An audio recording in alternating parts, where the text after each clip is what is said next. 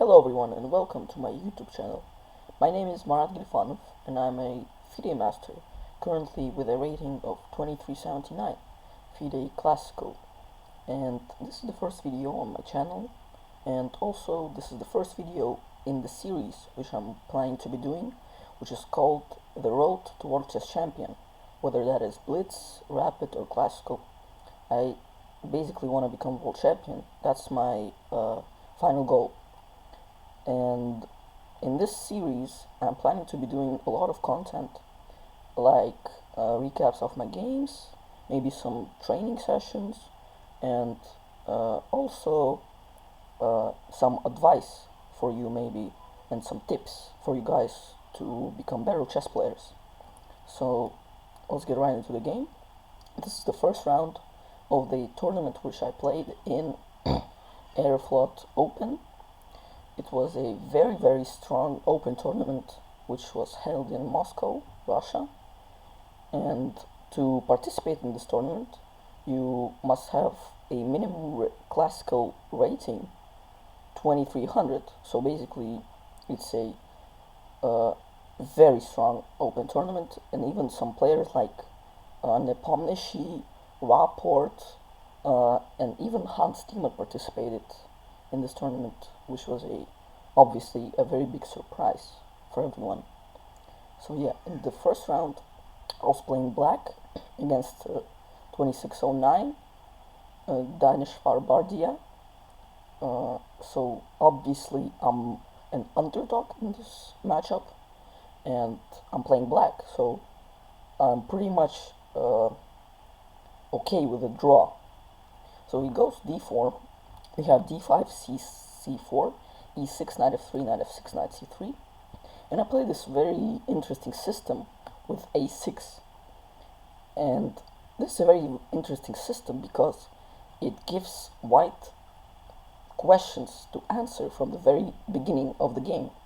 Because if white goes for some bishop f4 or bishop g5, we have a threat. We can take on c4 now, and now we can protect the pawn with b5. If white goes for something like e3 or e4, we go b5. And it's a very good position for black already. So in this system, white generally has two main moves, which are c takes d5, which was played in the game, and also e3. And if white plays e3, we just take d takes e4, bishop takes e4, and go b5, and continue with bishop to b7 and pawn to c5 with a very pleasant position. So he played c takes d5, which is the main line. The game continues with e takes d5, bishop g5, bishop e6, and generally the plan in this opening for black is we're gonna go knight d7, bishop d6, pawn to c6, queen to c7, and usually white puts his bishop on d3, right? And after white puts his bishop on d3, want to exchange this bad bishop on e6 because it's very bad. It's doing nothing on e6, it's just attacking its own pieces, you might say. So we want to trade it like bishop g4, bishop h5, and bishop g6. Just trade these light square bishops. So it's a very interesting opening. The game continues with e3, knight d7, bishop d3, c6, castles, bishop d6, bishop h4, queen c7. As I said, we are doing everything how I said with the plan. He goes this very strange move, rook c1, and this usually white in these systems doesn't go rook c1. Usually white wants to go like for something like rook b1, and then b4, a4, b5. It's a very common plan in these structures to undermine these kind of pawns on c6 and a6. But he goes for this rook c1, which I almost never seen before, but sometimes they play like this. So I go castles, also according to my plan. And here he goes h3 because he understands that I want to trade the light square bishops, right? So he goes h3 to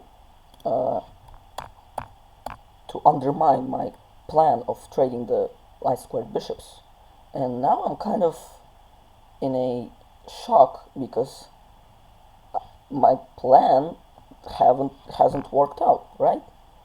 So I kind of don't know what to do because bishop g4 is obviously not possible because he played h3, and I go like, okay, he played h3. What are the weaknesses of this move? It weakens the g3 square, right?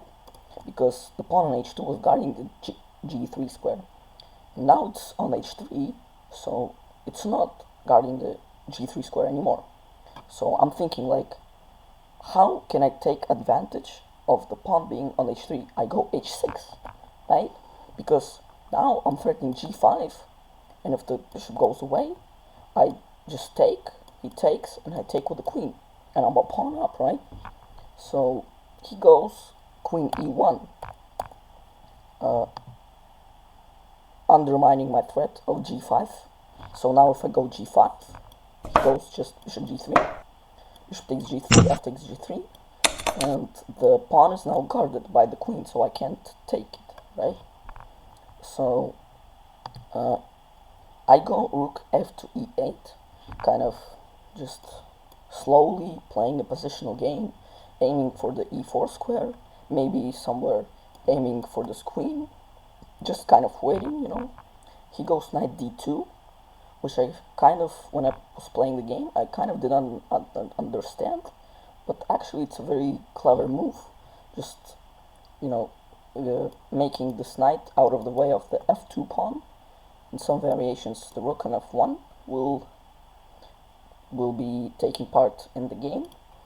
So I kind of don't know what to do here, so I go g5, which is not the best move, but we get what we get.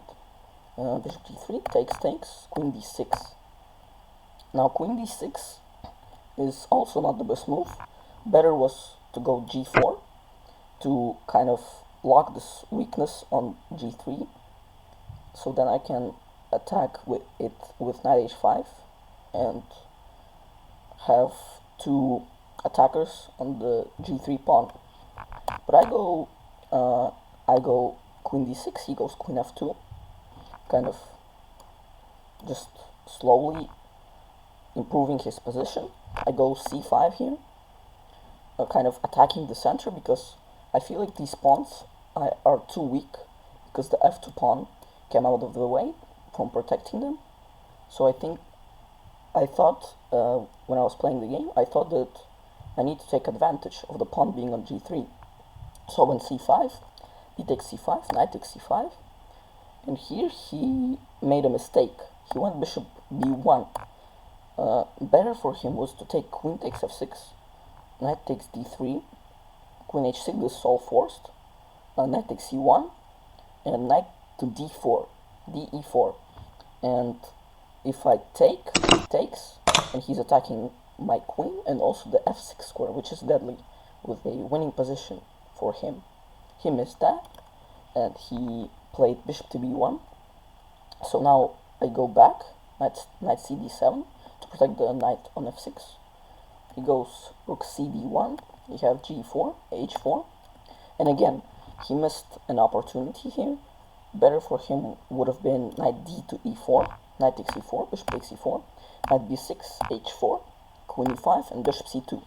And kind of you can see here that my position, it's very kind of weakened because I don't have the dark square bishop, and all of my dark squares are weak, and my bishop is kind of bad. It's not doing anything, just protecting its own pawns, you know. So he goes h4, which is also not a bad move, but he could have played a better one. Queen e5, we have knight b3, knight h5, king h2, knight d to f6, kind of bringing the pieces closer to his king. We have knight c5, rook ac8, knight d3. He kind of, you see, he played this interesting maneuver from f3, right from here. It came to d2, to b3, right here. Then it came to c5, and then came to d3, and then came to f4. Kind of a lot of moves just to put it on f4. And I take. He takes with the e pawn, queen to c5, and when I was playing the game, I felt that I have a worse position, but okay, it's not that bad, I thought. It's actually, it is. It's around equal. It's like 0.6, 0.7, computer evaluation. He goes queen to d2, and I go bishop to d7, which is the best move. I also could have gone d4, queen to d4, queen takes d4, rook takes d4, king g7, which is also alright, but I decided to go bishop d7. Now, if he would take the pawn on d5, I just take, and go bishop c6. And now you see, kind of, I have all this activity with the bishop and the rook coming to e2, and we have an equal position, right? So he doesn't take, he goes f5, attacking the pawn on h6. I go rook e3, kind of defending the h6 pawn, and he takes on d5, takes, bishop c6. He goes rook d2 to stop my idea of my rook coming to e2. Now I go f6 because I thought that if he could put his pawn on f6, it would be very, very unpleasant for me, because then he would always have this idea of rook d1, rook d8, kind of back rank checkmating me. So I went f6 myself. We have h5, which is a very classy move from him. Just putting the pawn, making the pawn on g4 a weakness. If he hadn't played h5, I would have gone h5 myself and protecting this pawn. But he went h5, so now I can't go h5, and this pawn is forever a weakness, right? Rook c e8. We have rook to f2, king f8, bishop c2. All these moves are pretty good. We have rook to e5, bishop d1, attacking the pawn on g4. We have rook 3 to e4, rook d8, check, bishop e8. Now bishop e8 is a mistake from me. Like, better was king to f7, and if rook goes somewhere like to b8 or to c8, I just go bishop d5. And this bishop is doing a great job. It's attacking the a2 pawn, defending the b7 pawn, and like, I'm holding on, like it's around equal.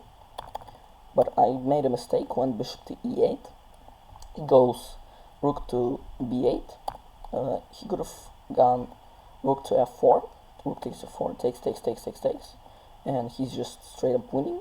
He missed this, so he went rook to b8. I went rook d5, bishop c8. Sorry, bishop c2. Rook to e1, rook takes b7, rook b5, takes. We were finding all the best moves. Bishop to d3, rook d1. We just shuffle the pieces, and now I take the pawn in h5 because it's just free, like I thought when I was playing the game. And he goes bishop to e2. Now I'm thinking, like, I'm gonna go rook e5, he's gonna go a3, and like my bishop on h5 is kind of stuck, no, because it's protecting the g4 pawn, and if it goes away, he's just gonna take the pawn on g4 for free, right? So I'm thinking like I'm in trouble. So I kind of start panicking, and I go rook to e5, a3, king e7, kind of bringing my king in, and king e7 is already a mistake because I was trying to panic, as I just said. Better was pawn to b4, a very interesting idea, because if he takes now, I go rook to e4, b5, and rook b4, and kind of you can see that like this rook, it's very well placed here. It's attacking the b5 pawn, attacking the b2 pawn, and the position is around equal. And if he doesn't take the pawn on b4, if he goes a4, I can play b3, and this is the move that I missed. Like, I saw b4, but I thought he's gonna go a4, and like the whole idea of the b4 pawn push is just dead. But I missed that I can play b3, and if bishop d1, bishop f7, and kind of I'm protecting this pawn. Now I'm gonna go h5, and just rook a5, and I'm chilling, right? So I missed this. I went king e7, king f1, king d6. We have rook to f4, rook to c5, check. I go away. Now bishop takes g4. This is a mistake from him. He should have played bishop to d3 and just kind of slowly bring his king into the game, but he took on g4, takes, and now we have a rook endgame, and it's of a drawish nature, I would say. Rook to c1 check, we have king f2 check, I take the pawn, rook to g6, now I play this move king to d5, and he goes g4. Now if he would take the pawn on f6, I would have gone king to e5, rook takes h6, king to f5, and next move I'm gonna go rook to b3, rook takes a3, and because my king is like in the line of this pawn, it's just a simple draw. And if he goes rook f8, I just go this move h5, and then rook b3, just taking this pawn, and this pawn is not going anywhere because I'm just gonna protect it with my king, you know. So yeah, he goes g4, which is a tricky move. I go king e5, king g3, rook b3 check, king h4, rook takes a3, rook takes h6, and now is the turning point of the game, because I had like 1 minute on the clock here, and I really didn't know what to do. I was struggling to find a solution. Like, you know, when you have 1 minute on the clock and you have this kind of position against a very strong player, like you're very stressed. So I couldn't find the correct drawing sequence, and the draw was actually pretty easy to find. If I would say right now, the draw is just rook to a2, and now he obviously can't play g3 because rook to h2 is checkmate. So he must protect this pawn, right? And if he protects it like king h3, I just give it check, and if he goes back, we repeat, obviously. And if he goes g3, I can now go rook to a1, threatening rook to h1 check, winning the rook. So he must go king h2 or king g2. Then I give a check, and I just go back and forth, right? And it's a simple draw. But I missed it. I went b4, which is a big blunder, costing me the game. We have g5, f takes g5. Could have gone actually rook a6 here with some drawing chances. g6, rook a8. Yeah, like king g4 with b3. It should be a draw, but I don't think I could hold this with very, very little time on the clock. Like rook to h1 maybe, and rook b1 is coming. So it's still very unpleasant position. We have f takes g5, king g4, b3, rook to b6, rook a2, g3, b2 takes, and it's already dead lost from here. I'm just trying to find last hope. King d4, f6, we shuffle, and if I go rook to b5 in this position, he could just take, f8 queen, and if I promote myself, it's just a skewer, right? And he takes my queen and wins the game. So rook b5 is not an option. I try rook a6. So now if he makes a queen, he actually loses because I take his rook with the check, and then I promote. And I win the game because I have an extra rook. He takes, which is the best move, obviously.